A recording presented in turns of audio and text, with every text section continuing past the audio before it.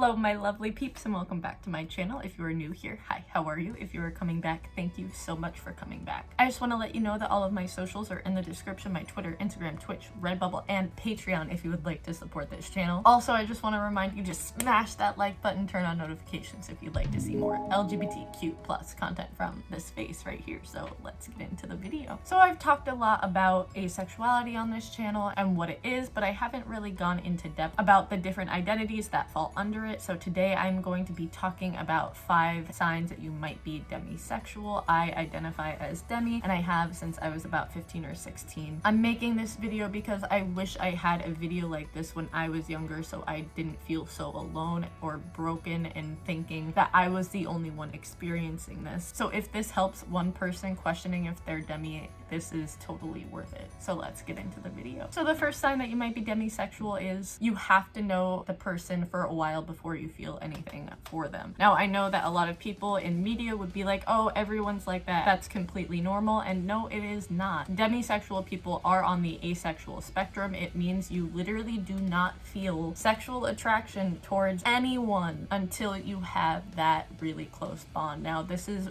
different for every demisexual. I know some demis that can get that feeling within 3 or 4 weeks of knowing someone. It takes me a while. It takes me anywhere between 6 to 9 months to feel that for someone if I'm going to be feeling those feelings, but that is a really big sign that you might be demisexual. The second sign that you might be demisexual is probably the most embarrassing one, at least for me, that most of your crushes are on your friends, and this is because most of the people that you have a really strong bond with probably will be your friends. I'm not going to lie, I thought everyone felt that way towards their friends, and I still have a really hard time telling the difference between platonic attraction and romantic attraction because it kind of just wolves for me. But yes, having crushes on mostly your friends because those are the people that you have bonds with. Really big sign that you might be demi. The third sign that you might be demisexual is that you get confused the first time you feel sexual attraction. Let me tell you. So the very first crush I ever had was on my best friend when I was 11 or 12.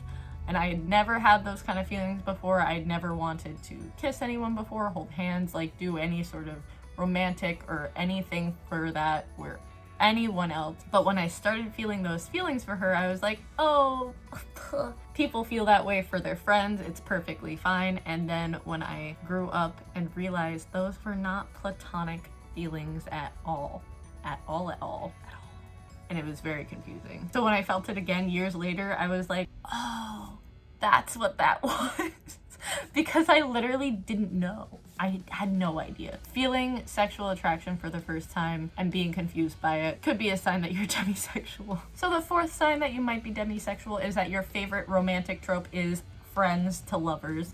This, oh, my favorite one. This is literally my favorite trope, and I didn't realize how much it paralleled how much I loved that in real life too until I was about 16 or 17. I was like, oh yeah, there might be a reason that I really like that trope a little bit more than I should.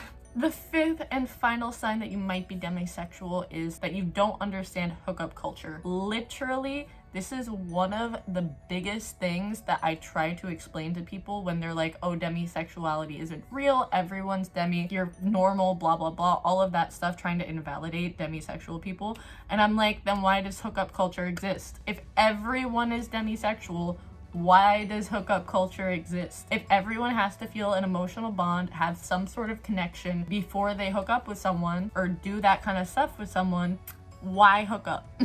It wouldn't exist if everyone is demisexual. And it took me a long time to realize that people genuinely hook up with random strangers. Like, I didn't realize that was a thing. Like, I thought everyone was making that up because I was like, oh, why would you want to do that with someone you don't know?